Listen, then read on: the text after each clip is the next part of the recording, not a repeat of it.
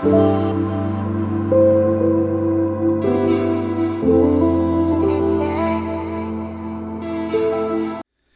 going on, everybody? Welcome back for another BG Cast Wednesday show. So we're going to kind of like pick up where we left off last week. We're going to be starting with Ancient Civilizations Part 2. And we're going to do a little bit of world stage coverage after we're done with this. There's some things I think we need to talk about and keep an eye on. But without further ado, here's some commonly asked questions about ancient civilizations, and I'm going to do my best to answer them.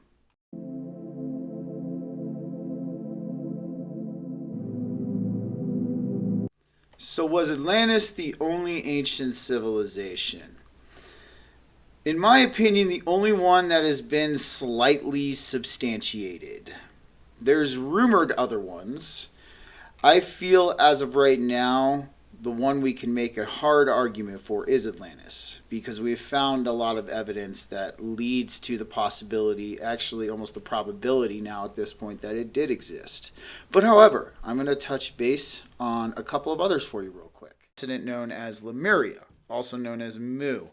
So Mu was rumored to exist about 36,000 to 48,000 years ago before Atlantis, but during a polar magnetic excursion ended up succumbing under the waves of the Pacific and giving rise to Atlantis in the Atlantic. There are a lot of findings and there's a lot of data that point towards an event like this happening, as well as a giant landmass under Hawaii. But that's all we really have as of now.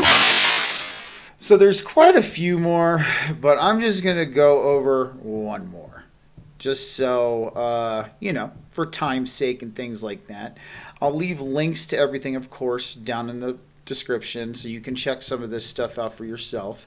But here is the last one I'm going to bring up. Now, this one has not been substantiated at all. However, there's a lot of interesting lore and tales and mythology that come from this mythical lost civilization. And so we got good old Hyperborea. Now, like I said, this ancient civilization remains mostly in myth. We have not found anything to substantiate the existence of Hyperborea. In fact, it has even less substantiation than Lemuria/Mu has.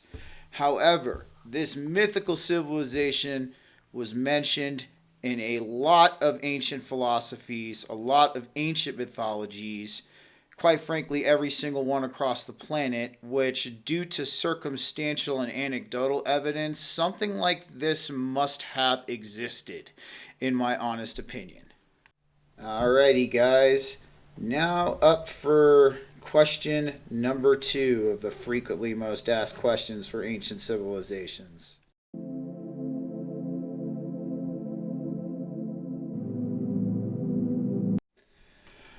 Are there any practices we can learn from these ancient civilizations? Why, yes. Yes, there is, actually. So, what is documented from these ancient civilizations shows that they took a very different path in development than we did today. They took more of a path when it came to shamanism, understanding consciousness, understanding altered states of consciousness, and understanding the frequency and the vibration of our reality. This is what they did. This is how they took a different route than us. I will even leave a link to what Graham Hancock says when he calls us a species with amnesia. I have a feeling that we have forgotten this path that we were once on. And I talked about that in episode 1, where I would most certainly like to see us to get back towards that path. So what kind of practices can you do? Well, of course, meditation. All right, meditation is something we talked about even in my 6 Steps to Ascension video. Meditation is a practice that they used and that even a lot of ancient civilizations use. Not just the mythical ones, but even the ones that we have historical accounts and lots of evidence to substantiate. Sumerians used forms of meditation. I mean, even in Tibet, shoot, dude, even in Greece, even in Rome. Not even forms of meditation, but forms of psychedelic mind altering plants and compounds as well. Now, I'm not condoning the use of those. However, this is what they did to understand themselves and their part of creation and their reality.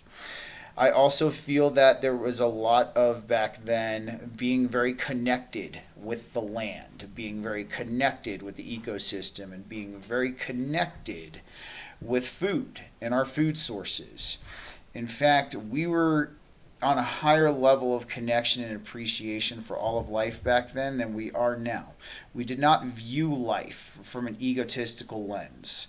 We viewed it from a balanced lens. So these are some practices that I think we can take from these ancient civilizations, is look more towards the spiritual in life.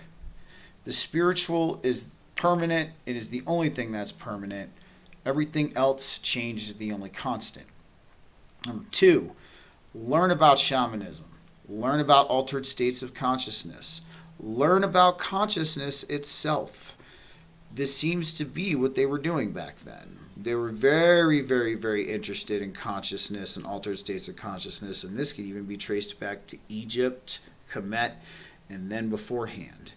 So in all honesty, the practices I feel that we could learn from these ancient civilizations are what a lot of people in the Tibetan Buddhist sects, a lot of people in the India who are very devout yogis that are practicing these meditations and these spiritual practices. These practices I think we could take from those civilizations, as well as being more connected with our environment, being more connected with the land, the food, the animals, those types of things. That's what they did and were capable of that we seem to lack and neglect today.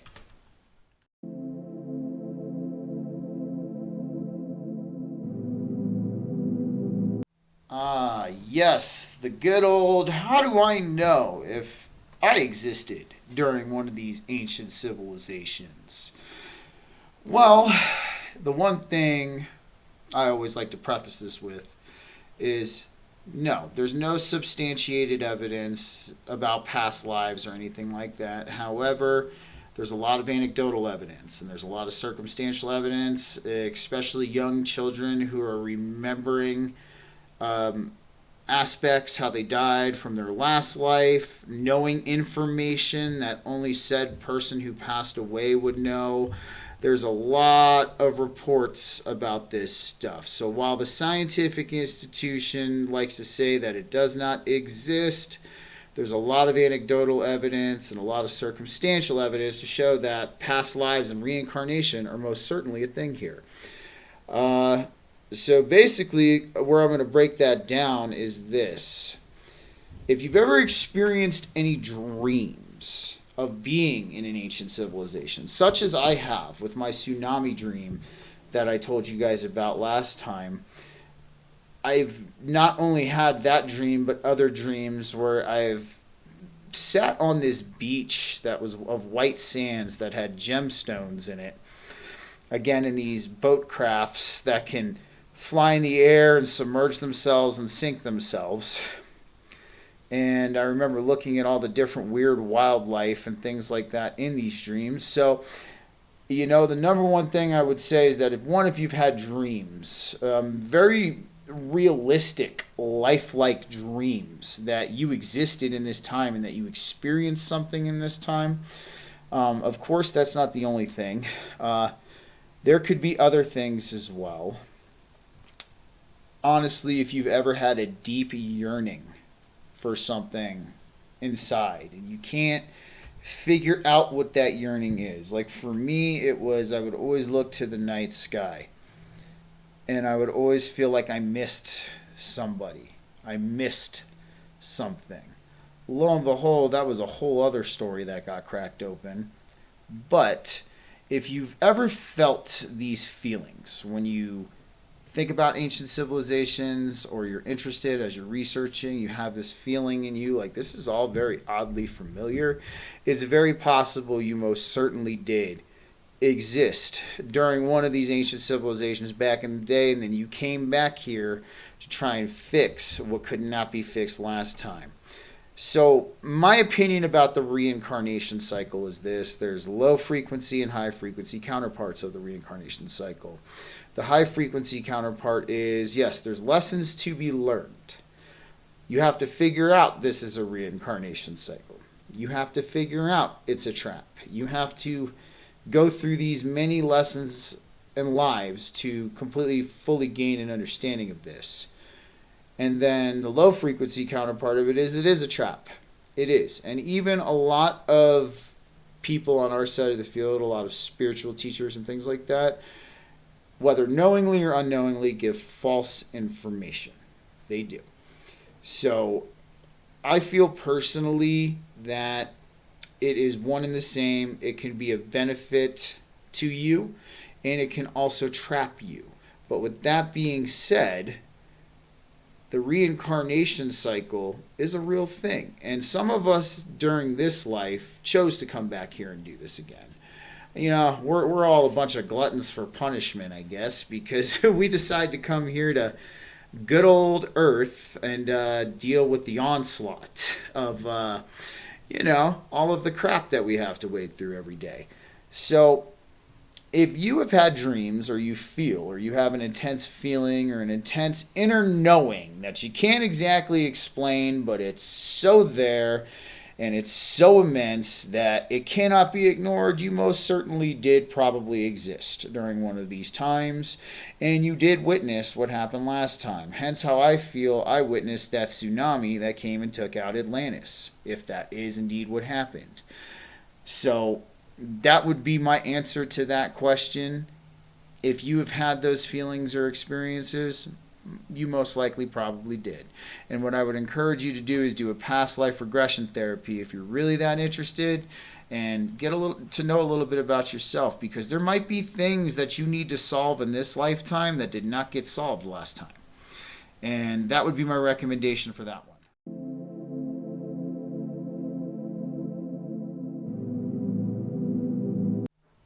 So how can we learn from Atlantis and other ancient civilizations?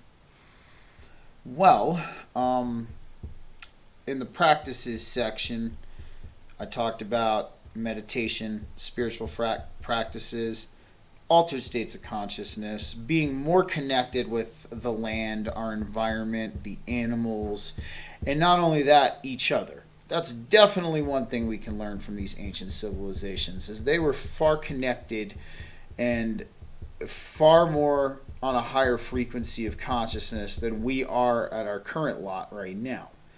So that's definitely something we could learn. Another thing I guess we could learn too is this: depending on how you think the fall happened. Yes, there's a lot of theories as to what the fall actually was, whether it was a literal fall, a figurative fall, a parable fall. But really, I'll entertain this narrative for this section of the question. So it was stated that one of the reasons people think Atlantis fell was it was overran by outside negative entities that turned the altruistic spiritual ways of the Atlantean people into egotistical, power-driven, hungry for power ways. If you look at the last recounts of the Atlanteans, especially from ancient Greeks, they were a very warfaring race in their later days. Not so much in their earlier days, but in their later days they were a warfaring race. So what that signifies to me is a fall from a higher consciousness, because, at least in my opinion, when you elevate your consciousness and you elevate your frequency to that level, you see war, malevolence, anger, fear, all that stuff is really pointless. It's a no-go. It's a no-go. So one thing we could learn is to not cater into our egotistical human nature. That would most certainly be something we could learn from these ancient civilizations, especially towards the tail end, if you believe that certain narrative about Atlantis. let's not get caught up in our egotistical nature, guys. Let's not get caught up in greed, lust, fear, jealousy. That's most certainly what we can learn from these ancient civilizations as far as that goes. And another thing we can most certainly learn. Now, this is going to take people like you and I to learn this. This isn't going to just be a thing that's going to just happen. Remember how we talked about that lost organic technology back in episode 1 of this little ancient civilizations tidbit? That organic technology is something we most certainly can learn from these ancient civilizations. Yes, how to utilize it, how to harness it. In fact, that's going to be some of my world stage coverage today, is we're going to talk about some of this alternative technology, some of the stuff people have been working on. On top of that, the couple of extra things we need to talk about.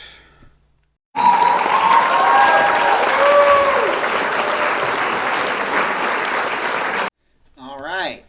It's been a while for some world stage coverage.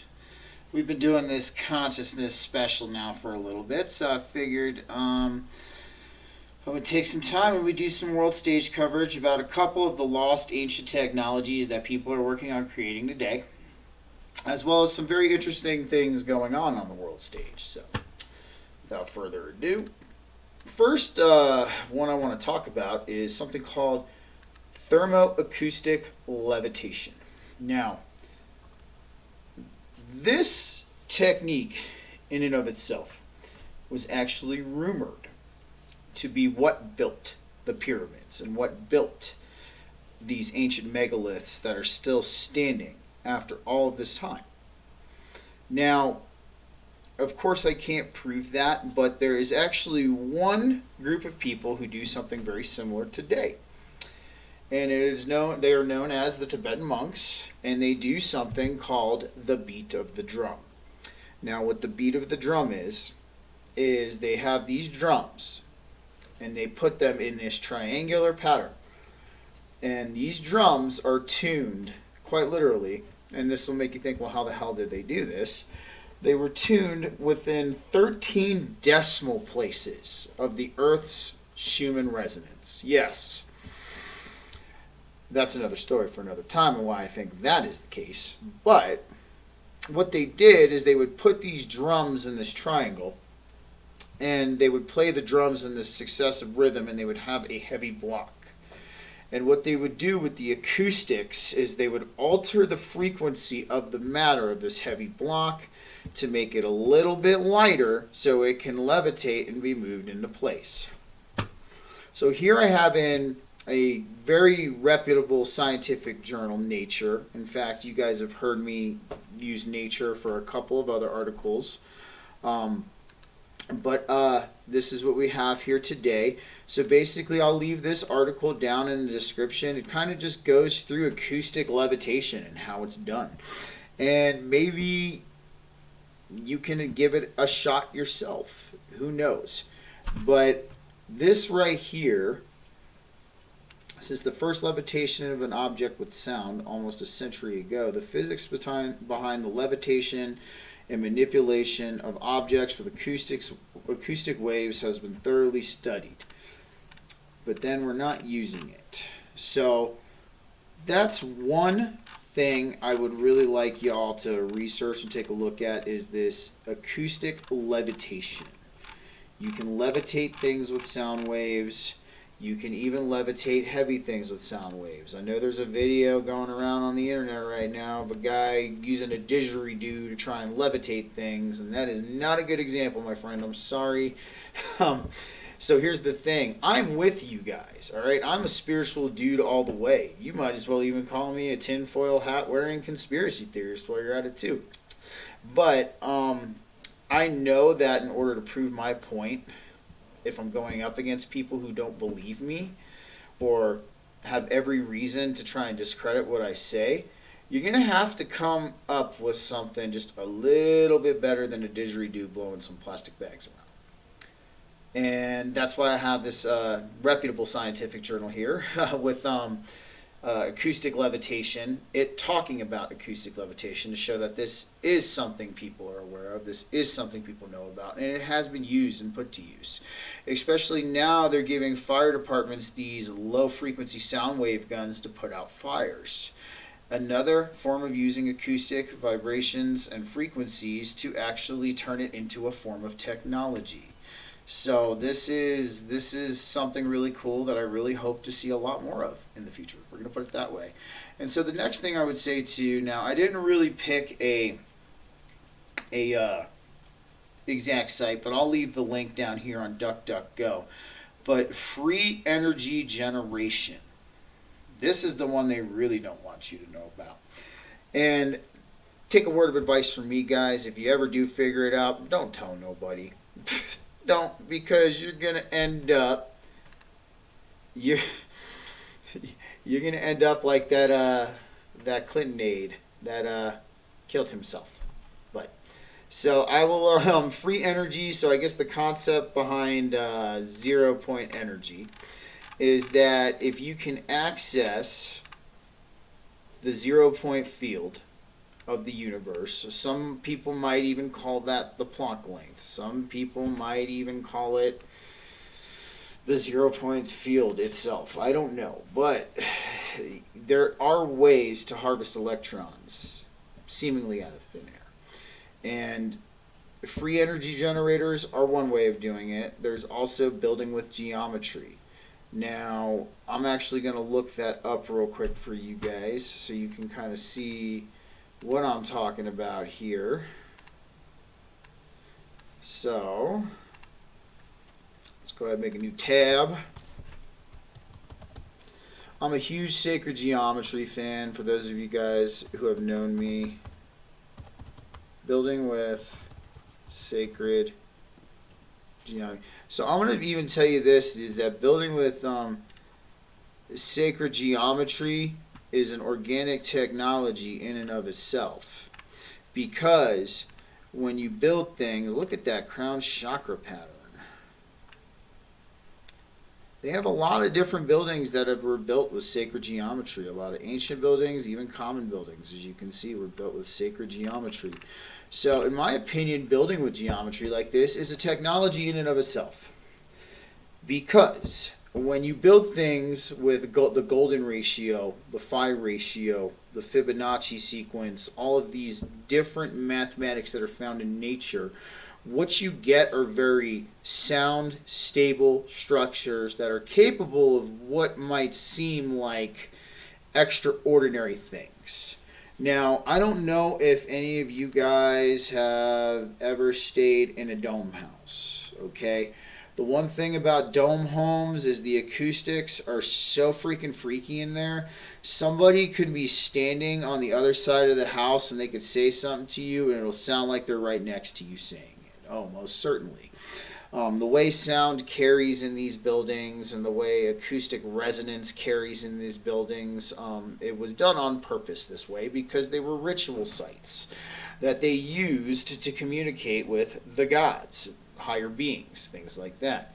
And for those of you who know, you have to raise your frequency to get in contact with them. So that's what they would do, is they would use these sacred geometry structures. The stone circles I even brought up in part 1 of Ancient Civilizations. Those were resonance stones they used to build those structures. So building with sacred geometry in and of itself, to me at least, is an organic lost technology in and of itself, because when you build things with the mathematics of nature itself, you're going to get a sound stable structure with seemingly extraordinary capabilities. I mean, look at the pyramids. The pyramids were rumored to be generators for power. They could compress resonance frequencies. The King Pyramid of Giza is on a fault line. There's even rumors that the Nile, when it was flowing up close to the pyramids, they had floodgates that would allow the water to flood into the bottom of the pyramid, which was an octahedron, not just a tetrahedron. And they would compress this resonance and they would gain electricity from it. So in case you guys think this might be kind of off base, so here's the thing. The AC current, I'm an electrician, and I should know this, but I do. AC current is a sine wave. It's a frequency. It's a vibration. We do 60 cycles a second, or 60 hertz. Here in the United States, they do 50 cycles, 50 hertz in other countries. But the AC sine wave itself is a resonance frequency. It is. So turning a frequency into electricity is not far-fetched. It's not. We even have devices now called variable frequency devices that can actually alter the sine wave of the AC current for different devices that need a modulated AC current. So this is not something out of the realm of possibility. It can most certainly be done. Harvesting electricity through resonance frequencies. Most certainly, guys. So that's just a couple I want to bring up. So now we got some world stage coverage. So like, we haven't done this in a couple weeks. I figured it's my time because there's some things I would like to bring up. And I think a few of these things I'm going to bring up are going to hammer my point home on a couple of the last BG Tap shows that Joe and I have done together, as well as some of you in my solo shows at this point. So let's go ahead and pull up. So now this one right here is something I'd like to discuss. Now, you guys remember I did a video a while ago with the old camera setup, and as well as a couple of BG Tap shows, about not being reliant on this system. Doing everything in your power to be self-sufficient, self-sustainable, self-reliant, okay? Whether it's eating healthy and taking care of yourself so you're free from the ever-corrupt healthcare system and you rely on it less, whether it's learning skills and trades so you can build your own homes and help others in your community build homes, whether it's growing your own food, hunting your own food, having your own livestock, educating your children through homeschool. The list goes on, all right? And even finding other means of currency aside from the false money god that everybody thinks is worth something in our society nowadays. So with that being said, out of all the last-ditch efforts they would pull, this one is, to me, a very unlikely one. However, when the time's right, I believe they would do this, but I think they're going to hold off on it for now because it's going to ruin the whole show. It's going to ruin the whole ball game. You guys heard me say the GDP to debt ratio is beyond that of what Britain had in World War II when they went through their economic collapse and their economic devastation. So, that most certainly, this is a real thing, guys. U.S. stocks have soared to unsustainable highs and could crash 26% within months. Morgan Stanley's top strategist has warned. In an analyst note, the bank's chief U.S. equity strategist, Mike Wilson, said that the current level of stock valuations could be compared to the death zone, a term in mountaineering describing an altitude so high that climbers do not have enough oxygen to breathe. I have almost been up that high, you guys, and yes, you get very clumsy and you need poles to hold yourself up.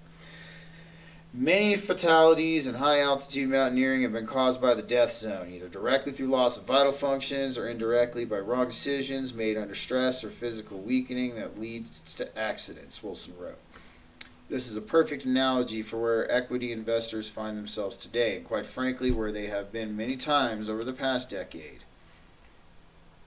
The metaphor indicates the excessive levels that stock prices have climbed to since the start of this year. Wilson suggested the S&P 500 could topple 3,000 points within months down to a man, dude. If we saw that, that would be, yeah, you bet your ass there would be bank audits and account freezes if that went down. The grim forecast follows what many analysts have called the worst year for the stock market since the 2008 financial crisis. All three indexes tumbled in 2022, with the Dow Jones Industrial Average ending the year down 8.8%, while the S&P 500 sank 19.4%, and the NASDAQ Composite plunged 33.1%. So, At least in my opinion right now, guys, the best thing I can tell you is this is a little bit of them wanting you to manifest this at this point. Because, at least from what I've seen, the narrative builders, them, they, you've heard me call them many different names, they want to keep things going here until the time is right. They, like I said in one of the BG Tap shows, what's going to happen is people like you and I are going to see it unfolding, but everybody else ain't going to notice it till it's already done. And then everybody's going to turn around and they're going to go, oh my God, like, look at this great world we live in all of a sudden. Like, what happened and all that. So this is why I don't think, as of right now, the financial system is going to get a shakeup. I don't, because if you shake up the financial system, you basically throw a wrench in the show, and now we have the financial collapse arc of Planet Earth show. And yeah, I know I'm making it sound like a freaking anime, but it's true. We have the economic collapse arc of the Planet Earth show at that point, and then that kind of throws everything for a loop. That kind of destabilizes any pragmatic approach that these, and trust me, these people, beings, whatever they are very fucking pragmatic. They do not want anything to not be pragmatic, because pragmatism is what's essentially going to smooth us into it all. And that's essentially what it looks like they want right now, is they want to smooth in. They don't want a rough ripping of the splinter like I wished back in the day. But they want it to be a siege, not an ambush. So I know some of you guys who invest right now would see something like this and be like, holy shit. The only thing I could tell you guys is to, one, pull out some of your money in investments and actually invest in physical assets, things of physical value. It does not have to be precious metals. It could be property. It could be a house. It could be all different kinds of things, okay? Take some of what you've invested in stocks, pull it out, and put it towards physical assets, because physical assets are not going to decrease in value. They're going to keep gaining value. So that would be the one piece of advice I would give to you. Also, too, man, become non-reliant on this system. Become non-reliant. Of course, some of us are all, you know what, I might even have to just cover this real quick. Yes, to a degree, all of us are partially reliant right now. So I can correct myself there and stand corrected on that. But you can do everything in your power to be as non-reliant as possible. That would be the best thing I could tell you on that. So, I mean, and I really think what they would try to use this situation for at this point is to pitch the CBDCs at us. And, you know, like I said, guys, we can't say we don't want something unless it's not pitched to us first.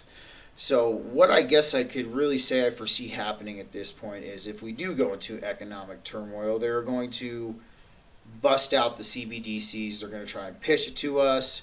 Of course, you're going to say no. You don't want those CBDCs. You want decentralized currency.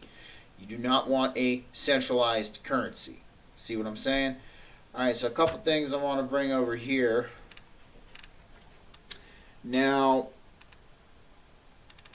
we know this man did not kill himself.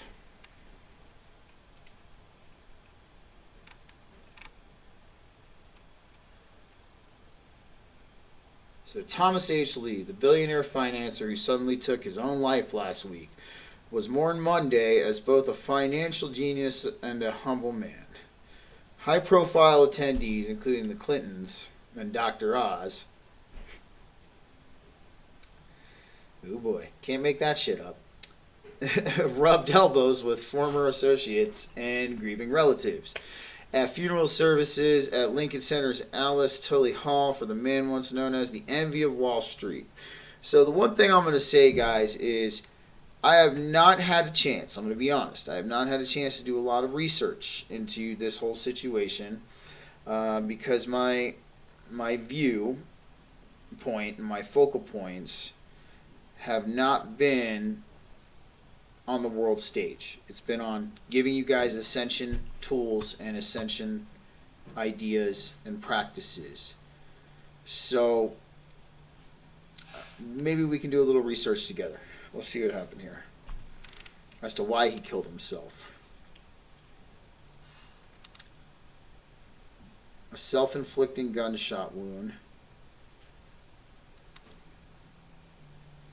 So he was one of these philanthropists, quote unquote, and Tenenbaum was his wife. Where does that name ring a bell?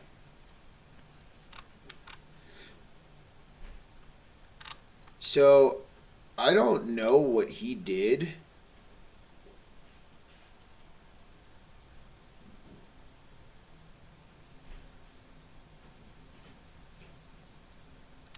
I don't know exactly what he did, but he must have done something.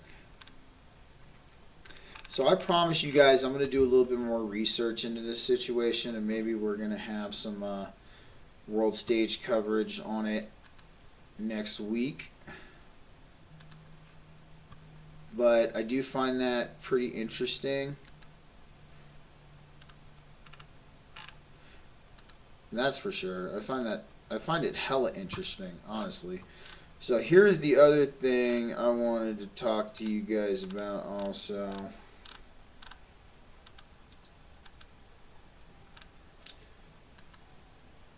So I'm going to tread lightly with this one, because those of you guys who have been following me for a little bit know about my strike that is sitting on my YouTube account. No strikes on Rumble as of yet. Go fucking figure. But yeah, so I'm going to tread lightly with this one. So you guys can read. I'm going to be bleeping out things for just so I can still salvage this YouTube channel.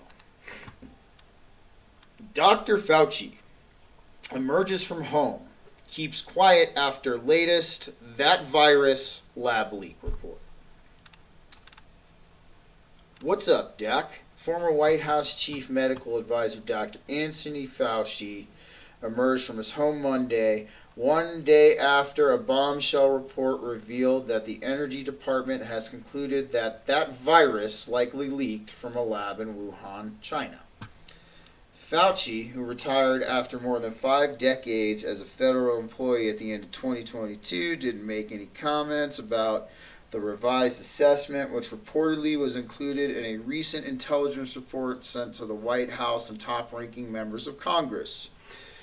The report reaffirmed what is a consensus in the intelligence community that that virus wasn't the result of a Chinese biological weapons program, but most likely leaked out of a lab researching those viruses by accident.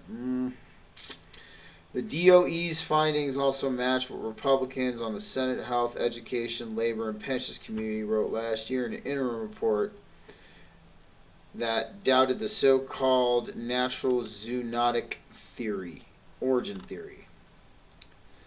The 82-year-old Fauci has repeatedly dismissed the so-called lab leak theory, insisting that evidence shows the virus passed naturally from animals to humans.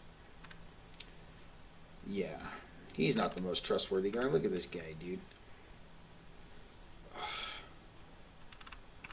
They got a pineapple for him in hell.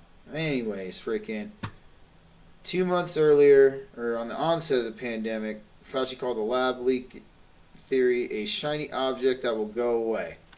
So,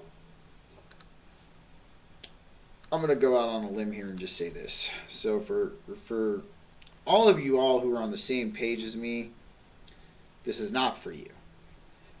For the people who are not on the same page, who might just be checking me out, just curious or whatever it is, this is what I'm going to say to you. All right? Everything that was called a conspiracy theory about 2-3 years ago, from the lab leak to the censorship issues to the people getting removed for talking about herd immunity,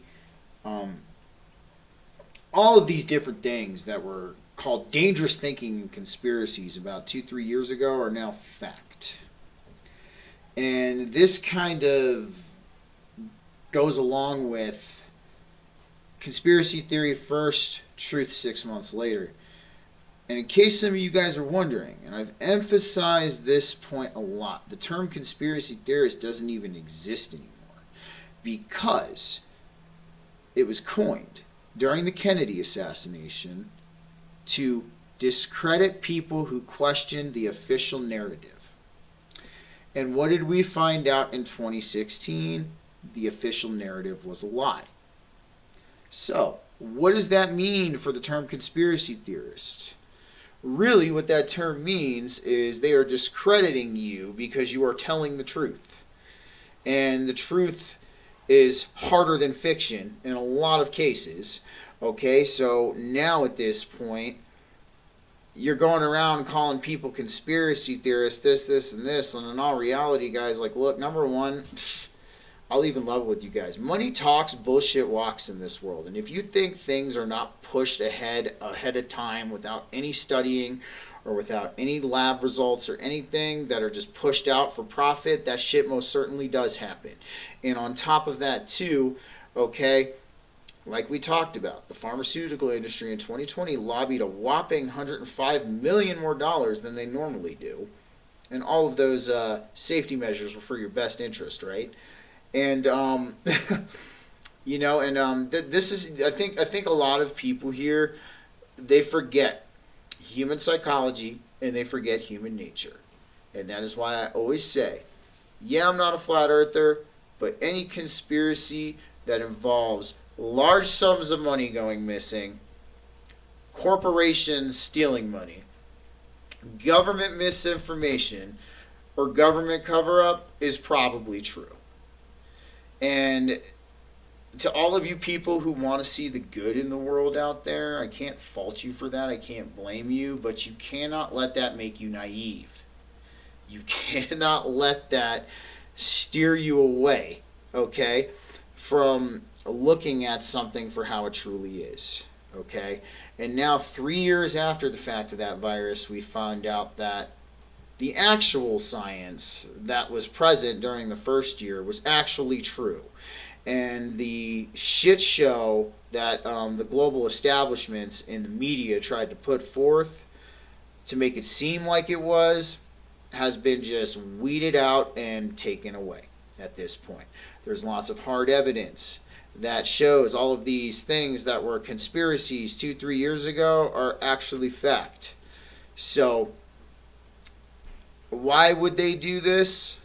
You know, I'm even going to go down and I'm going to level with the average person here. So let's say I'm talking to somebody who's not on our page and they go, well, why would they lie? Why would they lie about such a thing? If they lied about such a thing, wouldn't it be all over the news? Wouldn't it be everywhere? Everybody would know about it? All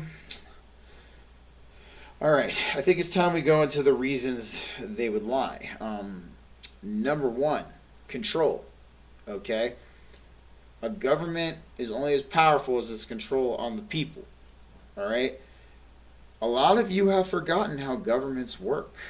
They only care about their best interest. They have to have the guise of caring about your best interest, or you're not going to follow along with them. You're not going to go along with what they want. So they have to doctor it to look like it's for your best interest, but in all reality, it's for their best interest. And you heard number two, money, okay? Money is a reason a lot of people lie. In fact, here's a prime example, and here's how it works today, just in case you guys aren't aware.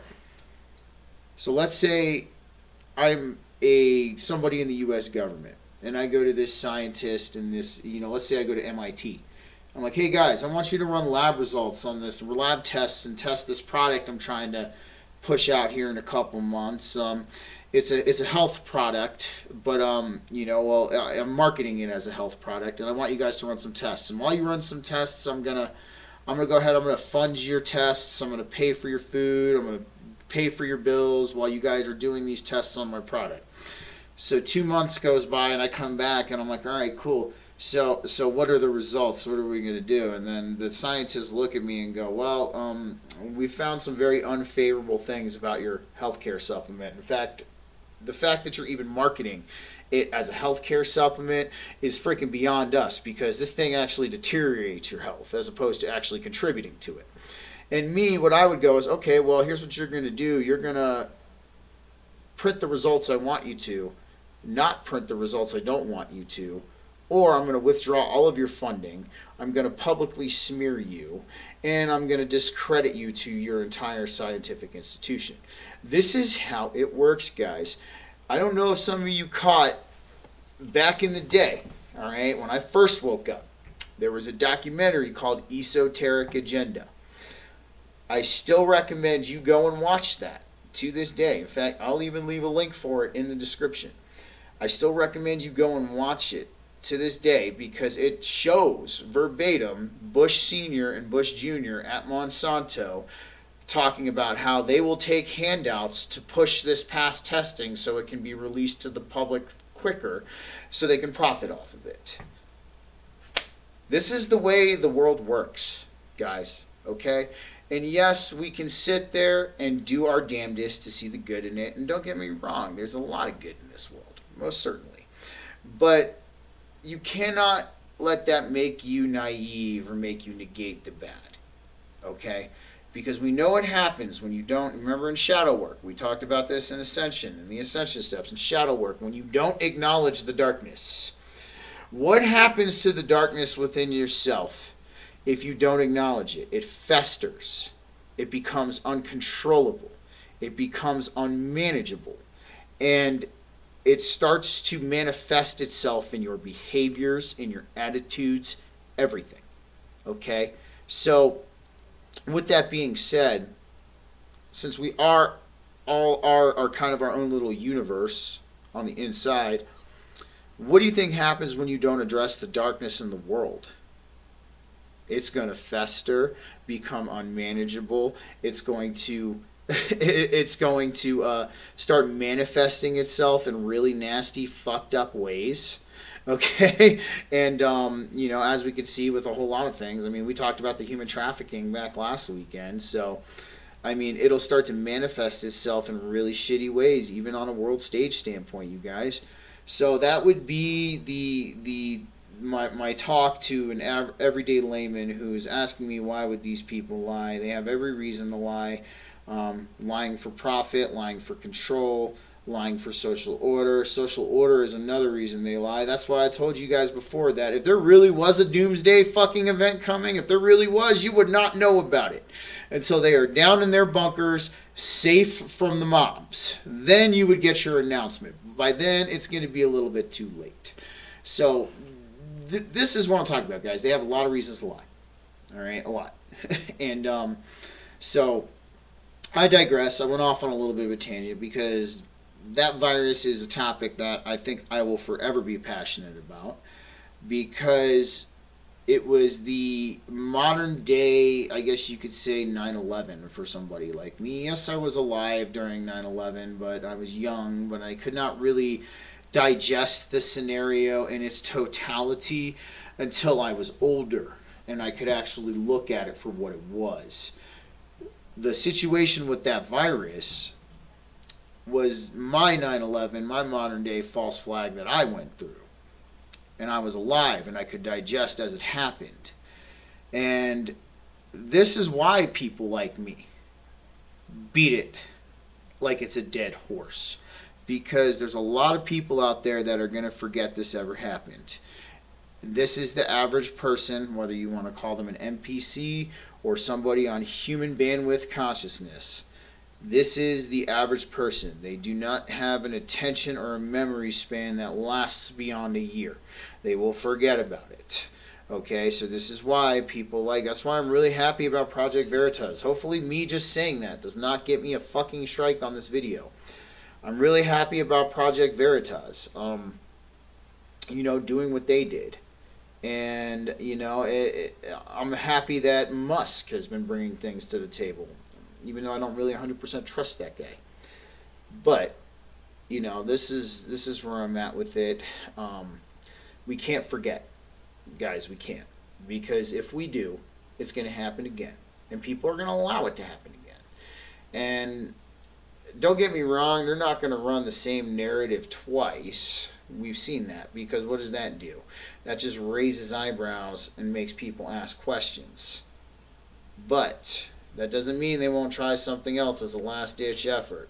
We've already won, though. So whatever they try to throw our way, guys, just remember, grin and bear it. It's going to be okay. So I'm going to wrap it up for this show this week, y'all. Hopefully I could answer some more questions about ancient civilizations. If you guys have any other questions, feel free to comment down below. I'm going to leave links to everything we talked about in the description. Stay tuned for this weekend, guys. We got 2 guests back to back. We got Jason from New Dimensions Crystals, and then we got Chris from Forbidden Knowledge News TV. And then also another announcement, we have Professor Michael from Australia. He's going to be coming on and talking with us the 18th, and he has a very interesting story I want you guys to hear. He's even created his own version of the periodic table. He recreated it with sacred geometry, and it is in the shape of a pyramid, which I found absolutely awesome. So I'm going to go ahead and leave a link to his periodic table here at the bottom as well. And I will see you guys both Saturday and Sunday for the BG Tap Show, because we'll be doing some interviews. So I hope you guys enjoyed this. If you like, give me a like and a subscribe, and I will be back next week. We're going to do something a little bit different again. I'm going to keep up this little different kind of thing we got going on right now. I kind of like where it's going. What about you, huh? Until next time, guys.